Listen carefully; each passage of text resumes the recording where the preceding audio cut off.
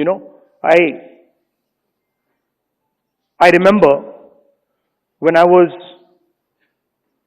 fighting the farm laws,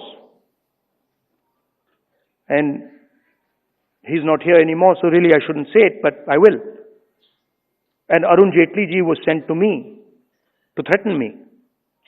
And he said, you know, if you carry on down this path, opposing the government, fighting us on the farm laws, we will have to act against you. I looked at him and said, I don't think you know who you're talking to.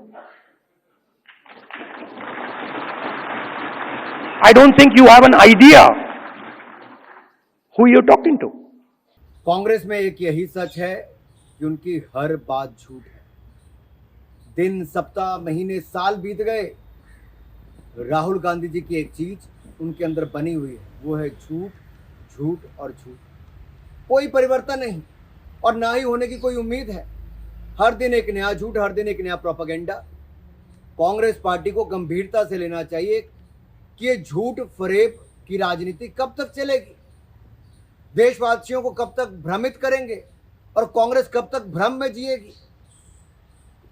Rahul Gandhi ji को मैं याद करवाना चाहता हूं, श्रीमान अरुण जेटली जी, सभी राजनीतिक दलों में उनकी रिस्पेक्ट थी, एक्सेप्टेंस थी, सर्वमान्य नेता थे वो। उनकी मृत्यु 24 अगस्त 2019 को हो गई और कृषि कानून 17 सितंबर 2020 और 20 सितंबर 2020 को ये लोकसभा और राज्यसभा में आए और मंजूर हुए। कितना झूठ बोलेंगे राहुल गांधी जी।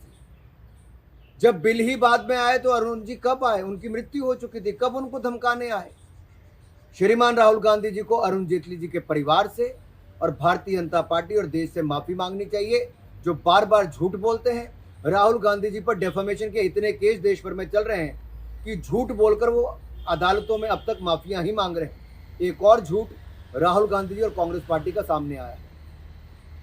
लेकिन राहुल गांधी ये भूल गए कि ये बात वो 2020 की कह रहे हैं, जबकि दिवंगत अरुण जेटली जी की मृत्यु तो 2019 में हो गई थी। लिहाजा राहुल गांधी का ये झूठ एकदम सफेद है। ये राहुल गांधी का जो माइंडसेट है, मुझे लगता है वो डेड हो गया है। कभी उन्हें इकोनॉमी डेड दिखाई देती है, कभी उन्हें इलेक्टोरल सिस्टम डेड दिखाई देता है। मुझे लगता है उनको अपना इलाज किसी अच्छे डॉक्टर से कराना चाहिए। ये मनोरमा कहानी गढ़कर रखी गई और ये कहा गया कि स्वर्गीय अरुण जेटली जी किसान संघर्ष के दौरान मेरे पास आए धमकाने के लिए और मैंने कहा मैं पता किस मिट्टी का बना हूँ। ये संविधान पर बैठे हुए, कॉन्स्टिट्यूशनल पोस्ट पर बैठे हुए नेता विपक्ष को शोभा नहीं देता। जब उनको लोग पप्पू कहते थे तो उनको एतराज होता था। आज उन्हें स्पष्ट कर दिया, उनकी इस बात ने बता दिया कि वो कितने बड़े अभी भी पप्पू हैं और वो स्कूल जाते बच्चे की तरह अपनी सेल्फ ईगो बूस्टिंग के लिए इस तरह कहना मैंने बताया मैं किस मिट्टी का हूँ, जबकि वो शख्सियत जो है इस दुनिया में नहीं थी तब, जिनको उन्होंने काल्पनिक एक अपने साथ किरदार दिखाया। ये स्पष्ट करता है राहुल गांधी बचकाना हरकतों से बाज नहीं आ सकते। संविधान के इतने बड़े पद पर बैठने की उनकी योग्यता नहीं है नेता विपक्ष के रूप में। उनको जबरदस्ती थोपा गया है नेता विपक्ष के रूप में और रोज की उनकी जो ऐसी बातें हैं वो पूरे देश को और पूरे समाज को शर्मसार करती हैं।